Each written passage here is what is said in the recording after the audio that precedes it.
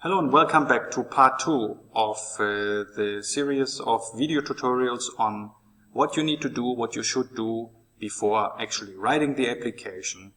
And one of the very important aspects of that is to register your organization at the participants portal of the European Commission. So I will go with you step by step on how to do that, because in the past there have been, we have been contacted a lot.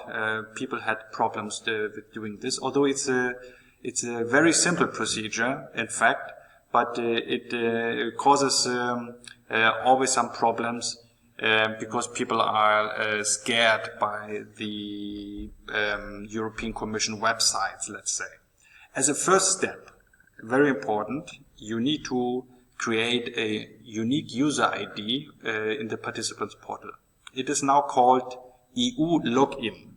So you need to create your own EU login account. That you can do with your school email address, with your private email address. That doesn't really matter. You just have to have a valid email address. And this account will be linked to you personally, not to the organization, but to you personally. So if you click on this link, webgate.ec.europa.eu/cas, you will see a website that looks something like this. Sign in to continue or create an account. So obviously you need to go on create an account if you don't have already one.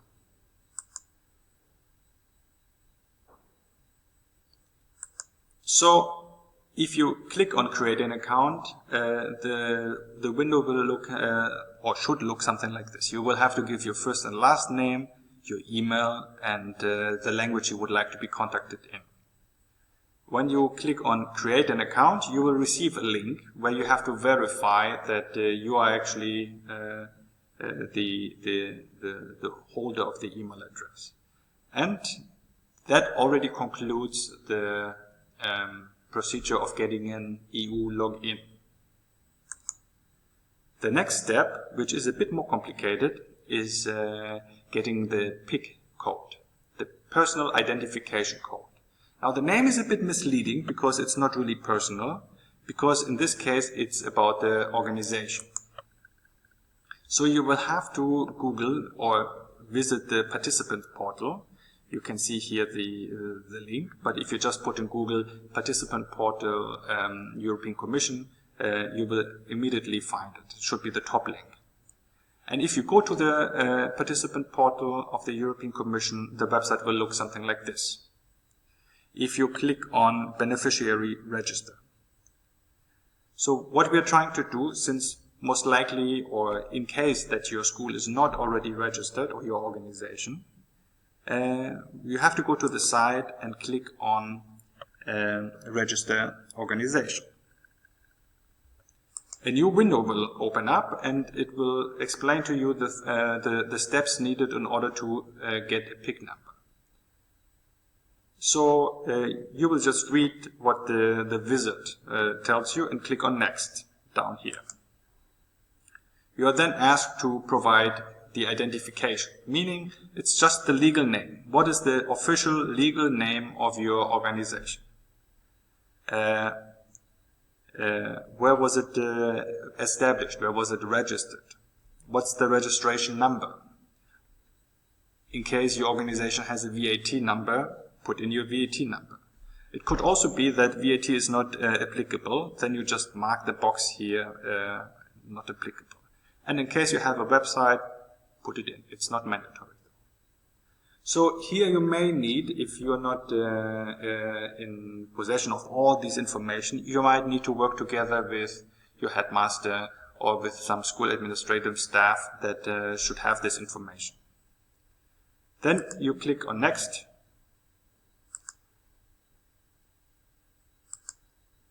And a new window will open up.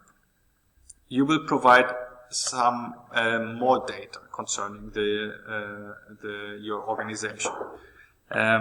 You will have to define the legal status. Is it a non-profit? Is it a public body? Is it a private body? You will have to provide some information about when it was registered, exactly in what kind of legal form it was registered, and so on. So all of this, usually, if you are just a teacher interested in writing this application, that's not necessarily information you have. So use this time now to contact, to discuss with your headmaster or whoever is in charge of dealing with these administrative issues in your organization or school, to find out all these important data. Because without the PIC number, you will not be able to fill in the application form. And this is one of the parts I will show you later. The PIC number is very essential. Without the PIC number, there is no application. As a next step, you will have to assign a contact person. This could be you, who has created the account, or that is has the EU login now. It could also be the headmaster or whoever, maybe you have a project manager at the school that deals with these issues. So whoever should be the main contact person for this organization, you should fill in there. Even if you are taking over the responsibility of registering your school organization, it doesn't mean that you have to be the contact, or that you can already, if you click no, for example, in this case, you can see my name, because under my EU login, I started this registration process, but that doesn't mean that I have to put myself as a contact person. Here you can put whoever is the most appropriate to be the contact person. You do the address and the phones, and you will then see a summary of all the information that you have provided. And then there's really not much else to do.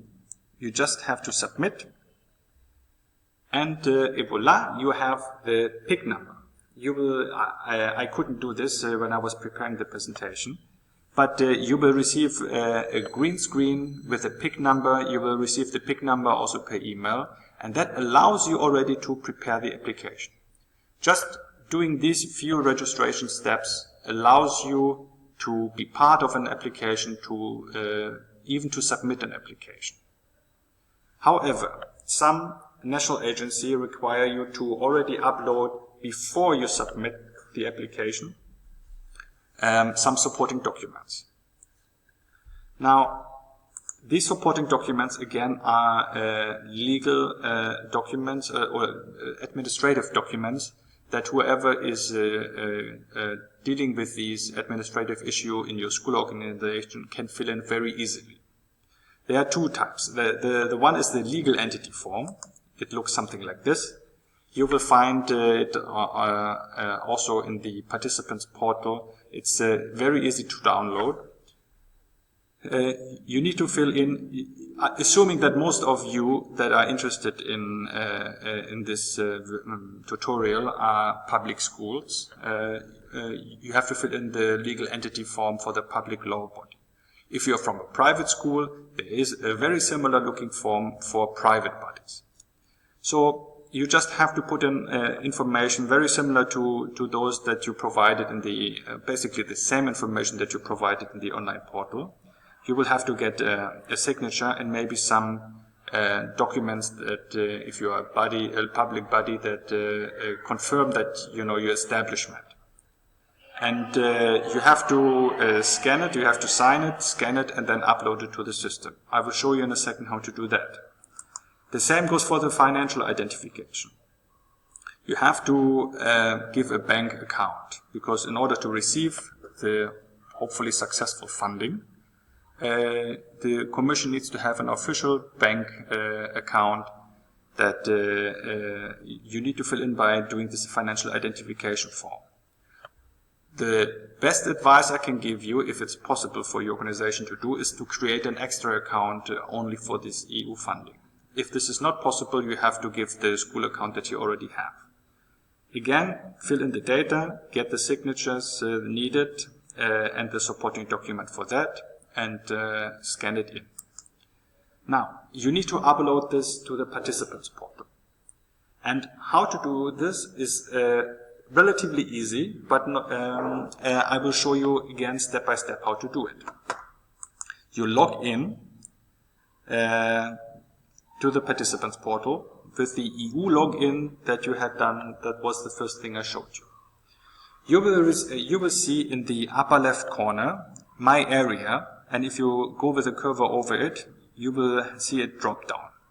You will go to My Organization. That's the first thing in the drop-down menu. If you click on it, a new window will open, and you will have an overview that looks similar to this one. Apart from the fact that it should only say the company that you just registered. You will see next to this red button, and you can see here explained this means modify organization. You click on this red button, and again a new window will open.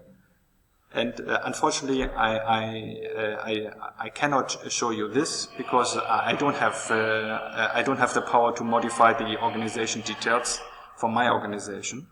But a new window will open, and there is an area where you can upload documents. It's very simple. You will see it. Either way, I would like to show you that the Commission has a very good online manual that explains every step in detail. From registering your organization to validation of your organization.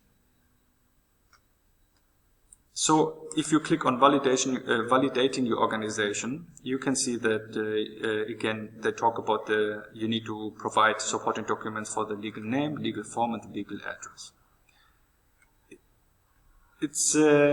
It looks more complicated than it is, and I can only urge you not to be scared by it. If you have any question, please don't hesitate to contact me. I'm happy to help. I can guide you through the process.